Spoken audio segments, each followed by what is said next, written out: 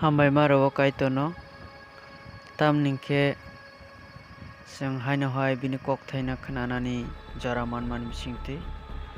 अबन बागै पाइप लाया कायतोना हामबाय मारो ओंखाय जों तिनि फायदे कायतोनि एलेम्बा कथार न जों खोनालायनाय तिनि नुंगै कायतोनि एलेम्बा कक थाइ ओंखा लामरमा चैप्टर के 20 verse के 1 सिमी 17 जरा जों नायनाय हाके कायतर ओ करक न हाय हिनि साका हांसे नरकनि सुब्रायं कायतर नर हा इजिब खाजाकै तंफुरो खेंगि तबनायसा आनि बुस्कांग नरकते कुबुन मुताय रकन तातन्दी नरक साकनि बागै नखा साकानि मुंसा सिकन कसलके एबा हा साकानि एबा खे दुई बिसिनि मुंसा सिकन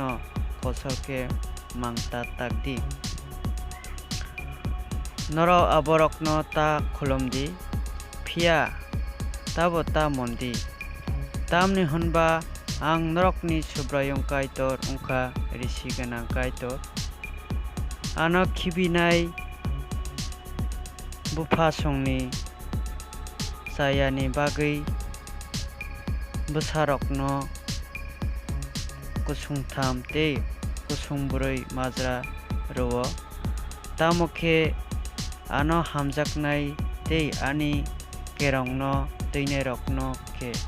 आं बसं कुसुं सारा जरा हामजागु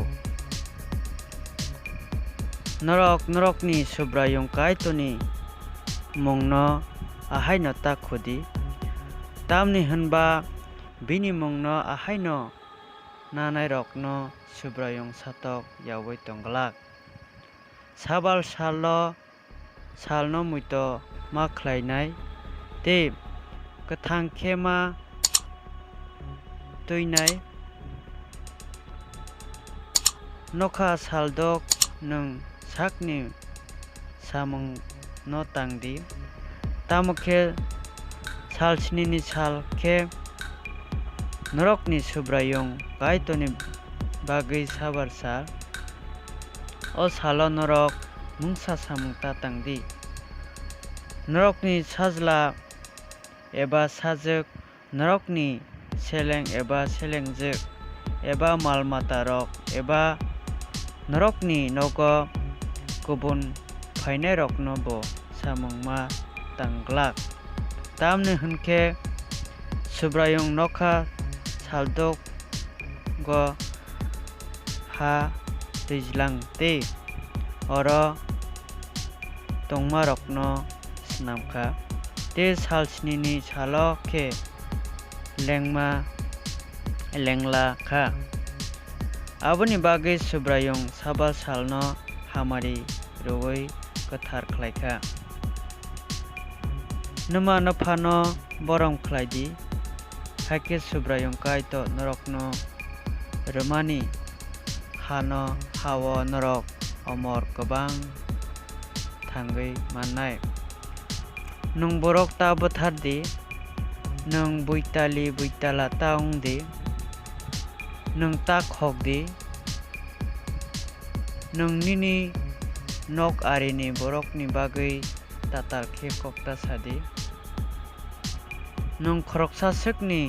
मानै न फानो ता खामायदी नों बयनि बिहिक न ता खामायदी एबा बयनि सेलें एबा सेलेंजोक न एबा निनि बिनि मुसुक एबा गराय जिरका न ते बयनि मुंसा मानिक न ता खामायदी